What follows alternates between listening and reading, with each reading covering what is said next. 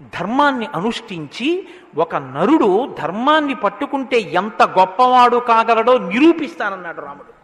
అటువంటి నరుడి కథ అయినటువంటి రామకథ వినకపోతే, రాముడికి కృతజ్ఞతలు ఆవిష్కరించకపోతే, మనసార రామనామం చెప్పకపోతే, రామచంద్రమూర్తికి నమస్కరించకపోతే ఆ జన్మ వృధా అయిపోయినటువంటి జన్మ. అంతటి మహాత్ముడు రామచంద్రమూర్తి. కాబట్టి వేదవేద్యే పరే పుంసీ జాతే దశరథాత్మజే వేద ప్రచేతసాదాసీత్ సాక్షాత్ రామాయణాత్మన.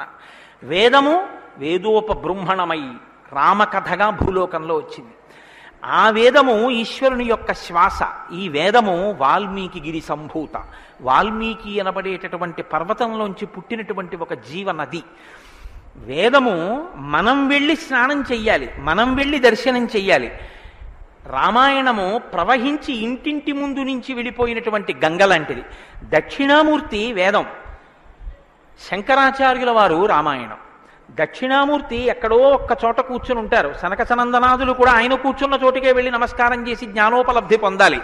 శంకరాచార్యుల వారు అలా కాదు. శంభోర్మూర్తిశ్చరతి భువనే శంకరాచార్య రూప.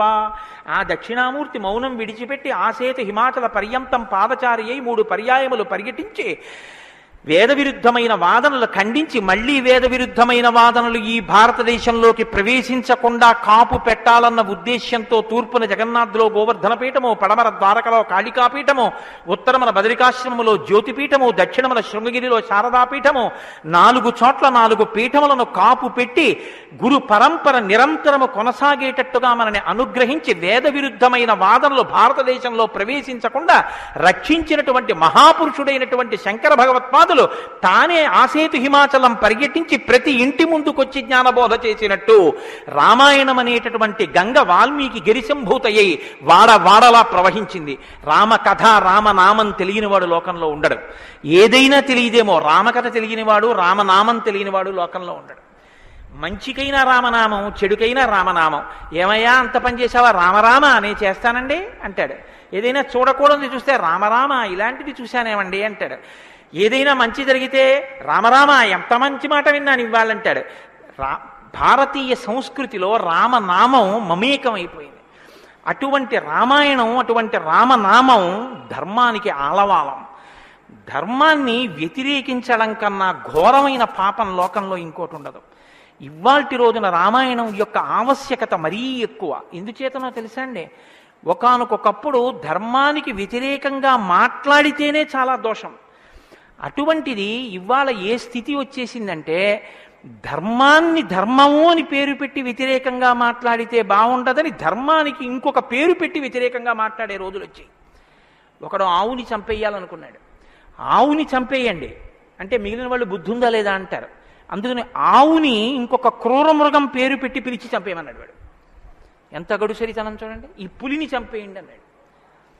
పులిని చంపేయండి అంటే చూడని వాడు ఏమనుకుంటాడు? పులిని చంపేస్తే తప్పేమిటి, వచ్చి ఊళ్ళ మీద పడిపోతుంది అనుకుంటాడు. అది పావుని చంపేయండి అన్నాడు. విన్నవాడు పావు అనుకున్నాడు, కానీ ఆవు. ఆవుని చూపించి పావుని చంపేయండి అన్నాడు. వాడికి తెలియదా ఇది ఆవుని? తెలుసు. మరి ఆవుని చంపేయండి అని ఎందుకంటావు అంటే, ఆవుని చంపేయండి అంటే ఆవుని చంపడం ఏమిట్రా అంటారని పావుని చంపేయండి అన్నాడు తెలిసి.